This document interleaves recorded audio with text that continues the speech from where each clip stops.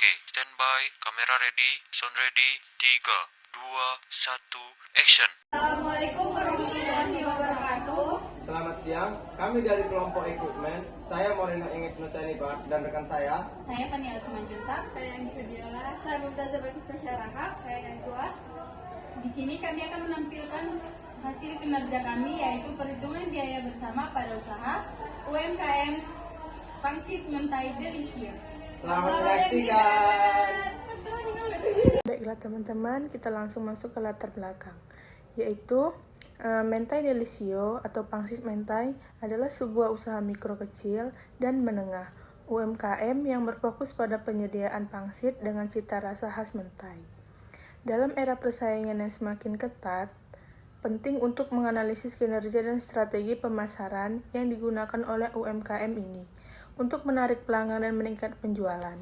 Mentai Delisio adalah sebuah usaha yang bergerak di bidang kuliner dan didirikan pada tahun 2024. Dengan berkembang tren kuliner yang semakin pesat, Mentai Delisio berupaya memperluas jangkauan pemasarannya melalui promosi digital dan pelayanan yang ramah.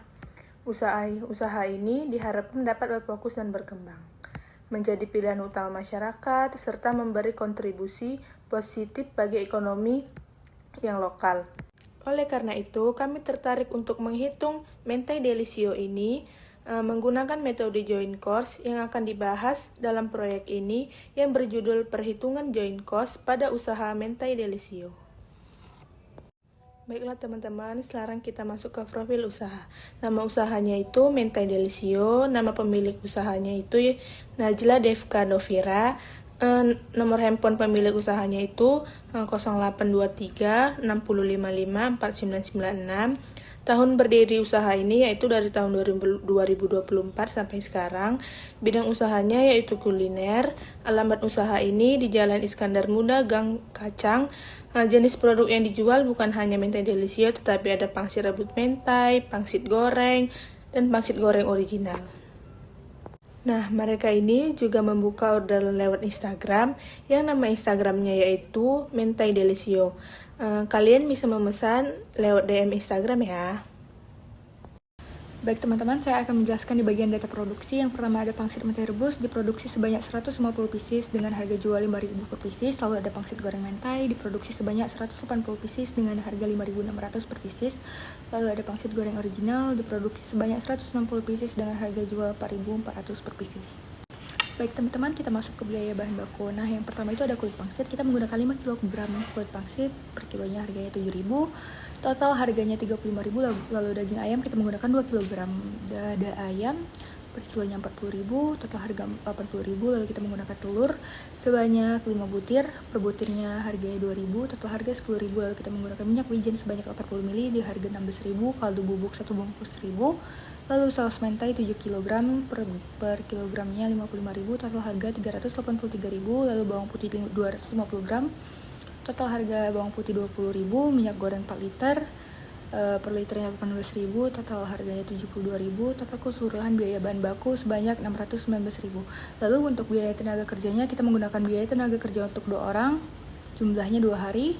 Tarif per harinya 50, jadi untuk tarif 2 orang dengan jumlah 2 hari itu berada di 200.000. Penjelasan berikutnya akan dijelaskan oleh teman saya. Baik, nomor 3 adalah biaya overhead pabrik, di mana biaya overhead pabrik ini terdiri dari biaya listrik, biaya air, gas, dan biaya lainnya. Maka total harganya yaitu Rp224.000. Biaya bahan baku ditambah biaya tenaga kerja ditambah biaya overhead pabrik, hasilnya adalah Rp1.043.000. Kemudian, di sini kita akan menghitung biaya bersama Mentai Delisio. Jenis produknya yaitu pangsit mentai rebus, di mana jumlah produk yang dihasilkan yaitu 150 pieces dengan harga jual per pieces adalah Rp5.000. Nilai jualnya yaitu Rp750.000. Nilai jual relatif 29,60% didapat dari nilai jual dibagi total nilai jual dikali 100%. Alokasi biaya bersamanya yaitu Rp308.728, di mana alokasi biaya bersama ini dapat dihitung dari total alokasi biaya bersama dikali nilai jual relatif.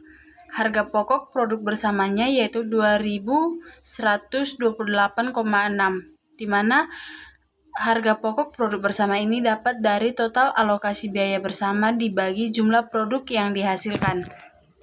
Begitu juga dengan perhitungan pangsit goreng mentai sama pangsit goreng originalnya. Maka total dari jumlah produk yang dihasilkan yaitu 490,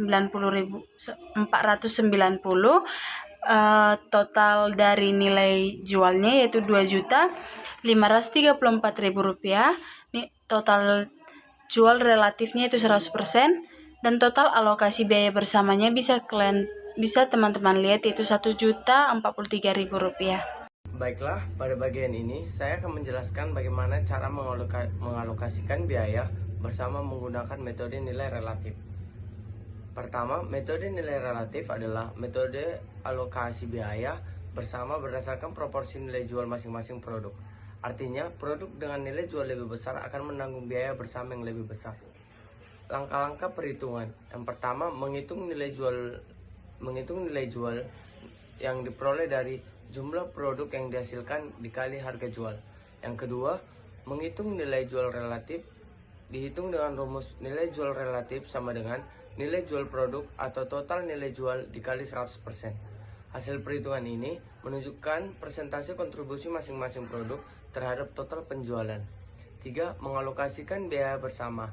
Setelah diperoleh nilai jual relatif, biaya bersama dialokasikan dengan rumus alokasi biaya bersama sama dengan nilai jual relatif dikali total biaya bersama. 4. Menghitung HPP bersama. Harga pokok produksi per unit dihitung dengan HPP bersama sama dengan alokasi biaya bersama per jumlah produk yang dihasilkan. 2. Menghitung persentase laba bruto. Setelah biaya bersama dialokasikan, langkah selanjutnya adalah menghitung laba bruto dan persentase laba bruto. Komponen perhitungan. Yang pertama itu total produk terjual adalah 490 unit. Terdiri dari pangsit mentai rebus 150 unit, pangsit goreng mentai 180 unit, pangsit goreng original 160 unit. 2. Hasil penjualan. Total hasil penjualan seluruh produk sebesar Rp2.534.000. Yang ketiga, biaya usaha. Total biaya usaha setelah alokasi biaya bersama adalah Rp1.043.000. Yang keempat, menghitung laba bruto. Rumusnya ialah laba bruto sama dengan hasil penjualan dikurang biaya usaha. Total laba bruto yang diperoleh adalah Rp1.491.000. 5. Menghitung persentase laba bruto. Rumusnya adalah persentase laba bruto sama dengan laba bruto per hasil penjualan dikali 100%. Hasilnya, seluruh produk memiliki persentase laba bruto sebesar 59%. Hai guys, jadi kesimpulannya itu berdasarkan dengan hasil perhitungan dengan metode joint cost pada usaha mentai delicious, dapat diketahui bahwa proses produksi pangsit mentai menghasilkan 3 jenis produksi secara serta, yaitu pangsit mentai rebus, pangsit goreng mentai, dan pangsit goreng original, karena seluruh produk diproses dalam alur produksi yang sama. Biaya bahan baku, tenaga kerja, serta overhead tidak bisa diidentifikasi secara terpisah hingga mencapai titik pemisah atau split off point. Untuk itu, metode nilai jual relatif digunakan agar pembagian biaya bersama dapat dilakukan secara profesional dan sesuai dengan kontribusi masing-masing produk. Dari total biaya bersama sebesar Rp1.043.000, bagian terbesar dialokasikan kepada pangsit goreng mentai karena memiliki nilai jual yang paling tinggi dibandingkan 2 produk lainnya. Hasil perhitungan harga pokok produksi menunjukkan bahwa seluruh varian pangsit memiliki HPP sebesar 2.128,6 pieces.